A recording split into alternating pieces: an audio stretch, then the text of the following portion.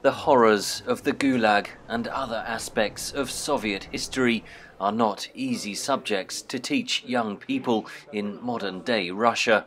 Moscow's GULAG State Museum attempts to convey the scale alongside the individual tragedies.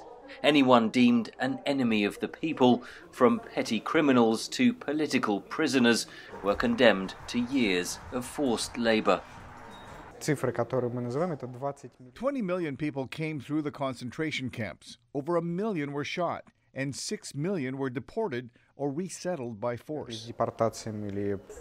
Repression reached its peak under Josef Stalin, lionized by many for leading the Soviet Union to victory over Nazi Germany, but held responsible for the death of millions of his countrymen. This was no natural disaster. This is a well-planned crime by the state against the people. And now people do not want to accept such an idea because people do not like thinking this way about their country, about their government. Every year, resentment against studying this subject increases because it hinders the glorification of the Soviet period of history.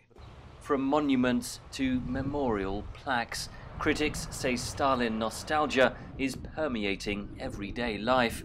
This privately run St. Petersburg bus was crowd-funded by a young Russian blogger.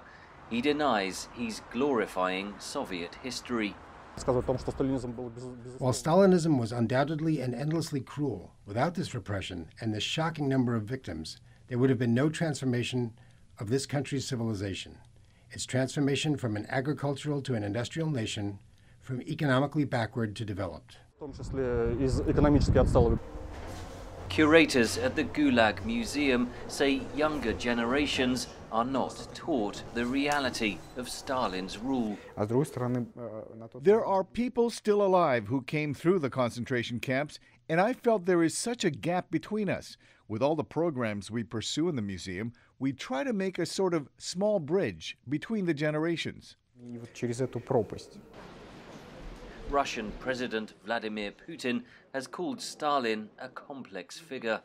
He opened a monument last October to the victims of Stalin-era repression, warning that this terrible past must not be erased from Russia's national memory. But critics accuse him of cynicism and claim political freedom and history is once again under attack in modern Russia. Henry Ridgwell, for VOA News, London.